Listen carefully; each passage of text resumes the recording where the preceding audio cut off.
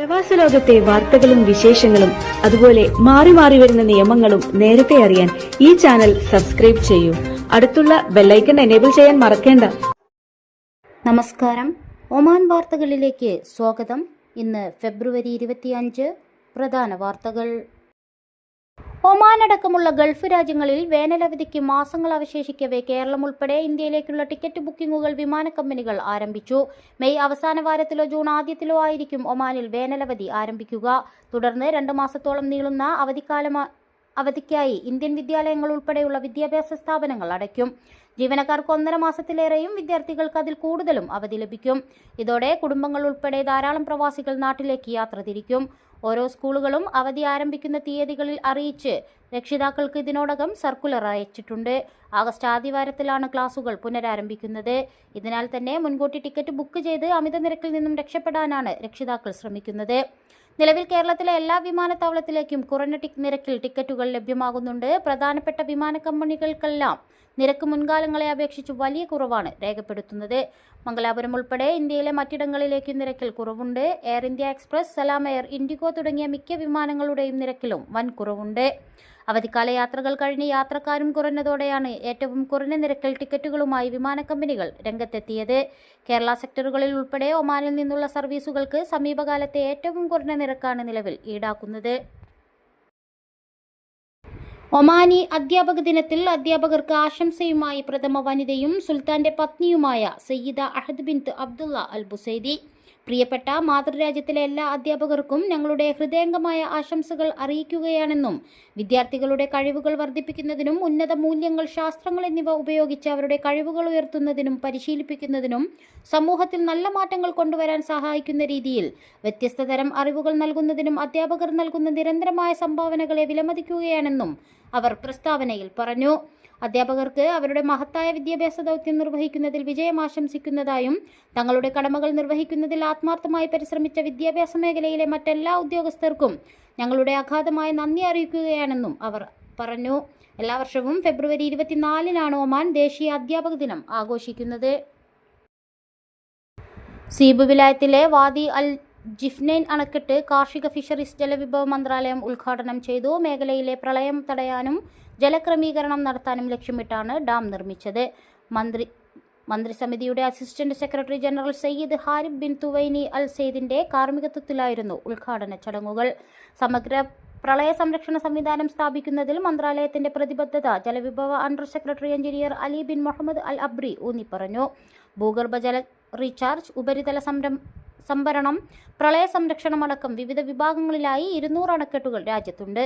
3 വർഷം കൊണ്ട് നിർമ്മാണം പൂർത്തിയാക്കിയ വാദി അൽ ജിഫ്നൈൻ ഈ ശൃംഖലയിൽ സുപ്രധാനമാണ്.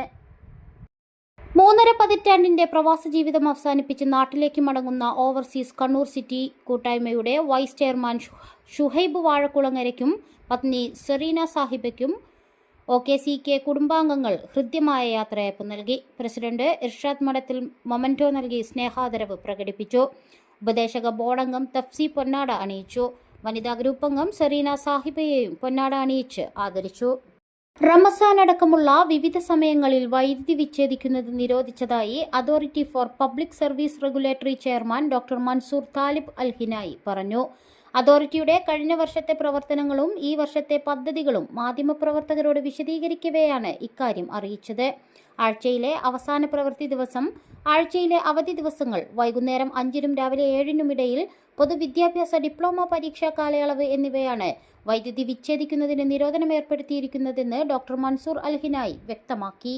ഹൈഡ്രജൻ വാഹനങ്ങൾ നിരത്തിലിറക്കി മുവാസലാത്ത്. ഒമാൻ ഷെല്ലും നമ പവർ ആൻഡ് വാട്ടർ പ്രൊക്യൂർമെന്റും പദ്ധതിയുമായി സഹകരിക്കുന്നുണ്ട്.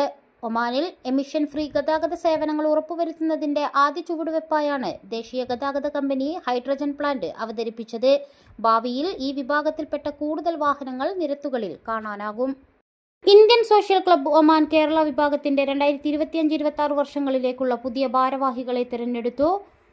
ഫെബ്രുവരി 21-ന് ഇന്ത്യൻ സോഷ്യൽ ക്ലബ്ബ് ഹാളിൽ ചേർന്ന കേരള വിഭാഗം അംഗങ്ങളുടെ പൊതുയോഗമാണ് ഐക്യകണ്ഠേന ഭാരവാഹികളെ തിരഞ്ഞെടുത്തത്.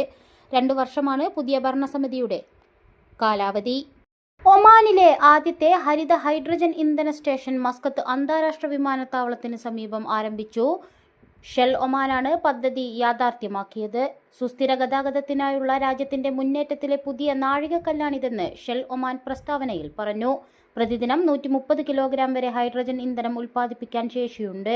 കൂടാതെ ഇലക്ട്രിക് വാഹനങ്ങൾക്കുള്ള ഫാസ്റ്റ് ചാർജിംഗ് യൂണിറ്റുകളും പരമ്പരാഗത ഇന്ധന നിറയ്ക്കൽ സംവിധാനവും ഉൾപ്പെടെയുള്ള സമഗ്ര സേവനങ്ങളും ലഭ്യമാണെന്ന് അധികൃതർ പറഞ്ഞു. ഒമാൻ അന്താരാഷ്ട്ര ബന്ധങ്ങളുടെയും സഹകരണത്തിന്റെയും ഉപപ്രധാനമന്ത്രിയും സുൽത്താന്റെ വ്യക്തിഗത പ്രതിനിധിയുമായ സയ്യിദ് അസദ് ബിൻ താരിഖ് അൽ സയ്യിദ് ഒമാനിലെ സേവനം പൂർത്തിയാക്കി മടങ്ങുന്ന ഇന്ത്യൻ അംബാസഡർ അമിത് നാരംഗിന് യാത്രയയപ്പ് നൽകി. ജപ്പാൻ, കൊറിയ രാജ്യങ്ങളുടെ അംബാസഡർമാർക്കും സയ്യിദ് അസദ് യാത്രയയപ്പ് നൽകി. സ്ലോവേനിയയിലെ ഇന്ത്യൻ അംബാസഡറായ അമിത് നാരംഗിനെ നിയമിച്ചിട്ടുള്ളത്. അതേസമയം ഒമാനിലെ പുതിയ ഇന്ത്യൻ അംബാസഡറായി ഗോദാവർത്തി വെങ്കട ശ്രീനിവാസിനെ വിദേശകാര്യ മന്ത്രാലയം നിയമിച്ചിട്ടുണ്ട്. പുതിയ അംബാസഡർ ഉടൻ ചുമതലയേൽക്കും. നിലവിൽ വിദേശകാര്യ മന്ത്രാലയത്തിലാണ് സേവനം.